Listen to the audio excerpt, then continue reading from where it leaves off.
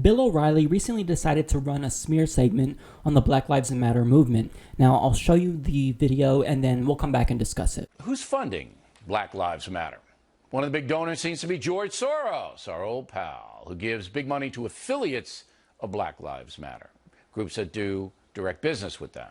Also giving money directly to the group, entertainers Jay-Z and Beyonce. There they are.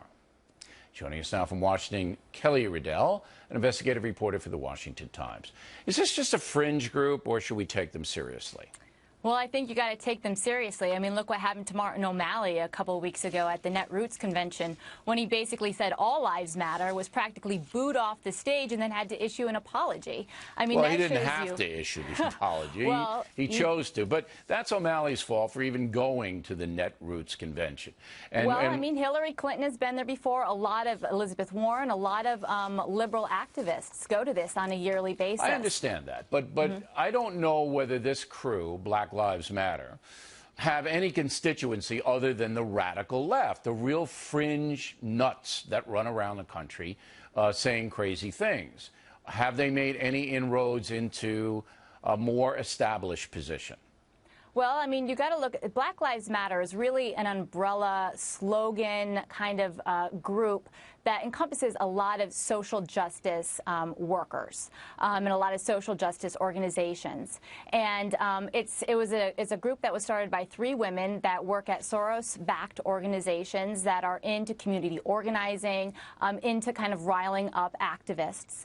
And what all of these social justice groups have in common is basically 3 things. The first is that they believe fundamentally that it's social policy and the man and the professional political class that is out to get them with unjust policies, that basically all of their social woes, all of their economic woes can be based on unfair policies. Second is that they're very well organized. You have a bunch of different separate organizations that basically, there's think tanks that put out the narrative. The narrative is followed by all of these organizations. They have Twitter, they have Facebook, where they create an echo chamber, echoing each other. They've got professional protesters that go to places like Ferguson, Baltimore, Charleston, South Carolina, to basically rile up whatever the local vibe is there. And then lastly, they are all of these organizations from a certain standpoint are funded by George Soros's Open Society Foundation.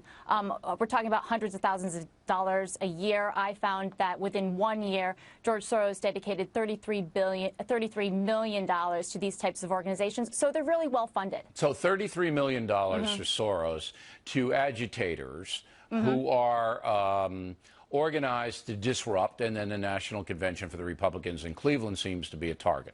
But what about Jay-Z and Beyonce? I mean, here are 2 extremely famous individuals. Do you think they know that giving money to an anarchistic group like this that wants to tear down the country and, you know, is talking about genocide and really, really extreme things, do you think they have any idea what they're doing?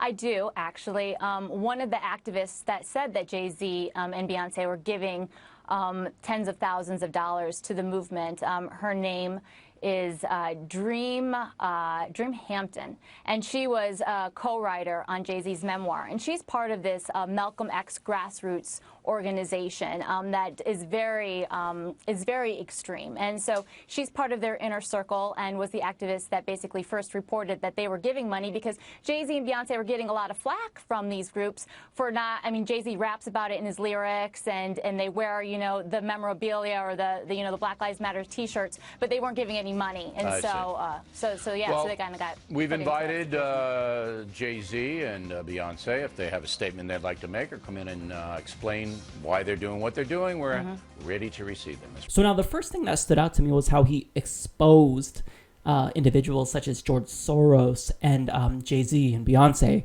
for donating to the Black Lives Matter cause. That's not controversial. They're donating to a good cause, so you're not exposing them. And I love how he then was kind enough to invite Jay-Z and Beyonce on the show so they can explain themselves. Oh, Bill O'Reilly, are you not merciful? How ridiculous is this?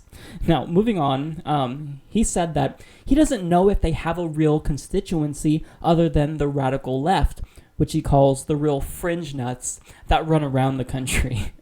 Now, he's saying, think about how I'm laughing because it's so ridiculous. What he's basically saying is that the people who are mad at state-sanctioned murder of a marginalized group, well, they're the ones that are nuts. Again, it gets worse. Kelly Riddle says that they go to places to rile up communities. No, they're already riled up. The fact that people get upset when police officers kill unarmed black people, they think that it's weird that people are upset about that. It blows their minds. They can't comprehend it. They think, why are they mad? They're just black people. We don't care about them, so why does anybody else? I mean, I'm not saying that that's what they're saying, but it really sounds like it. Now, again, I'm extrapolating, but it's what they're saying is problematic. Now, moving on, Bill O'Reilly referred to them as, quote, agitators. So what he's saying is, don't get mad at police brutality. Don't get mad at the police who kill unarmed black people. Get mad at the people who are mad at people dying. Get mad at the people who are trying to stop state-sanctioned murder. How crazy is that? He's, in effect, blaming the victims. Now, he called them anarchistic and said that they want to, quote, tear down the country. So now let's actually look at the demands of the Black Lives Matter movement. This is from blacklivesmatter.com. So their demands are to seek justice for the family of Michael Brown, to develop a network of organizations and advocates to form a national policy specifically aimed at redressing the systemic patterns of anti-black law enforcement violence in the U.S., They want the federal government to stop supplying military weaponry to police departments and wants the police to be demilitarized. Now they want the Attorney General to release the names of officers who have killed black people so they can be brought to justice. They want to reallocate funds from law enforcement offices, some funds by the way, to combat poverty in predominantly black neighborhoods. I don't see what's extreme about that. These are all perfectly reasonable demands. So they're not about tearing the country down. They're about building the country up so that way it's more equitable. And so that way marginalized groups such as African Americans don't have to worry about being shot or assaulted by the police for routine traffic stops. Here's what's problematic about Bill O'Reilly. He thinks that these demands aren't reasonable. He thinks that they're the extremists. Well, here's what I think is extreme, Bill O'Reilly. I find it extreme that black people have to be scared for their lives if they're pulled over for speeding. I find it extreme that cops can be filmed choking and killing Eric Garner and not even be indicted. I find it extreme that police pulled up to a 12-year-old with a toy gun and shot him within seconds. I find it extreme that African Americans only make up 13% of this country, yet account for 31% of all people killed by the police. I find it extreme that in 2014, 238 African Americans were killed by the police. That's less than the amount of African Americans who died in 9/11. So if you're not outraged by this, if you're not outraged by these facts, then you're the one who's the extremist, Bill. These aren't isolated instances. These are common occurrences. We have a real systemic issue. The country is plagued by institutional racism, by state-sanctioned violence. These are all very, very big problems.